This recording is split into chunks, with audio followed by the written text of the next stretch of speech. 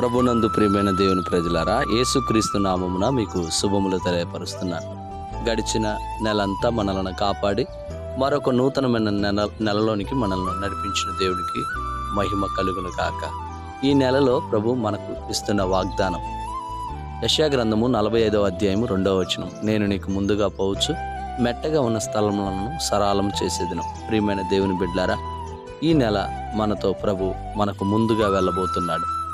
ప్రియమైన ప్రజలారా, దేవుడు తన భక్తులకు ముందు నడిచినప్పుడు అనేక కార్యాలను అద్భుత రీతిగా ఆశ్చర్యకరంగా జరిగించినట్లుగా మనం వాక్యంలో చూస్తున్నాం.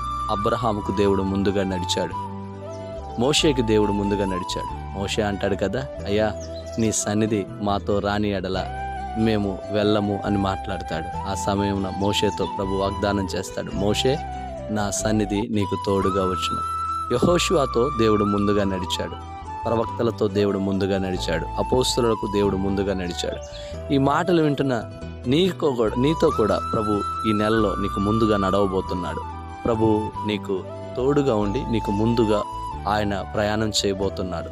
దేవుని బిడ్డ, రెండవ మాట, ఆయన మెట్టగా ఉన్న స్థలములను సరళం చేస్తాడు. ఆయన నీకు ముందుగా వెళుతూ నీ మార్గంలో ఏ ఆటంకాలు ఉన్నాయో, ఏ మెట్టలు ఉన్నాయో, ఏ అడ్డంకులు ఉన్నాయో, ఏ అవరోధాలు ఉన్నాయో వాటన్నిటిని ఆయన సరళం చేయబోతున్నాడు. ఇశ్రాయేలీలు ప్రయాణం చేస్తున్నప్పుడు దేవుడు వారికి ముందుగా నడుస్తున్నాడు. అయితే ఆ సమయమున వారికి ఎర్ర సముద్రం అడ్డుగా వచ్చినప్పుడు ఆయన వారిని ఆరిన నేల మీద నడిపించినట్లుగా వాక్యంలో చూస్తున్నాం. ప్రియమైన దేవుని బిడ్డలారా, ఈరోజు అదే దేవుడు నీతో మాట్లాడుతున్నాడు. ఇశ్రాయేలు ప్రజలు ప్రయాణం చేస్తున్నప్పుడు యోర్దాను అడ్డుగా వచ్చినప్పుడు యాజకుల అరకాళ్ళు, మందసం మోస్తున్న యాజకుల అరకాళ్ళు ఆ నేలలో ఆనినప్పుడు, ప్రియమైన దేవుని బిడ్డలారా, ఆ యోర్దాను ఆ రెండు వైపులుగా చీలిపోయినట్లుగా, ఆ యోర్దాను ఒరవడి ఆగిపోయినట్లుగా వాక్యంలో మనం చూస్తున్నాం. అడ్డుగా వచ్చిన ఎరికో ప్రాకారాలను కూల్చివేశాడు, శత్రు సైన్యాన్ని పైన విజయాన్ని ఇచ్చాడు. ఈ రోజున నీ దేవుడు నీతో మాట్లాడుతున్నాడు, నేను నీకు ముందుగా పోవచ్చు, మెట్టగా ఉన్న స్థలములను నేను సరళం చేసేదనని వాగ్దానం చేస్తున్నాడు. నీ జీవితంలో మెట్టలు అంటే ఆర్థికపరమైన ఆటంకాలతో ఉన్నావా, ఒకవేళ అనారోగ్యంతో బాధపడుతున్నావా, కృంగిపోయి ఉన్నావా, ఎవ్వరు తోడు లేక ఒంటరిగా అనాథగా మిగిలినట్లు ఉన్నావా, ఈరోజు ప్రభు నీతో మాట్లాడుతున్నాడు.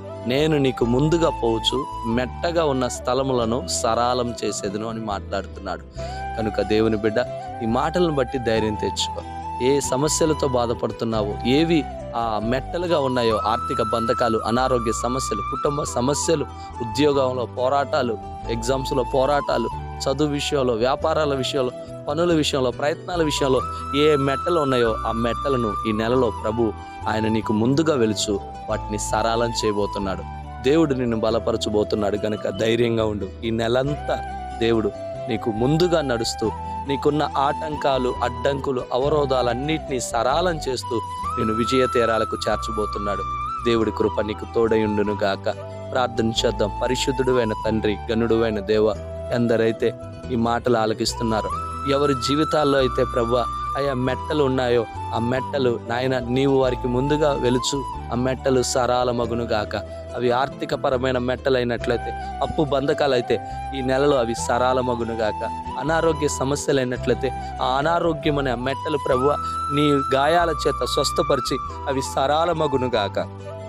ఆయన అదే రీతిగా బిడ్డలకి ఏ సమస్యలు ఉన్నాయో, ఏ ఇబ్బందులు ఉన్నాయో, ఏ ఆటంకాలు ఉన్నాయో, ఎటువంటి పోరాటాలు ఉన్నాయో ఆ మెట్టలన్నీ అయ్యా నువ్వు వారికి ముందుగా వెలుచు సరళము చేయమని ప్రార్థన చేస్తున్నాను. నీ బిడ్డలకు ఈ నెలంతా నీ కృప తోడయుండి నడిపించమని యేసుక్రీస్తు నామమున ప్రార్థిస్తున్నాను తండ్రి. ఆమేన్, ఆమేన్.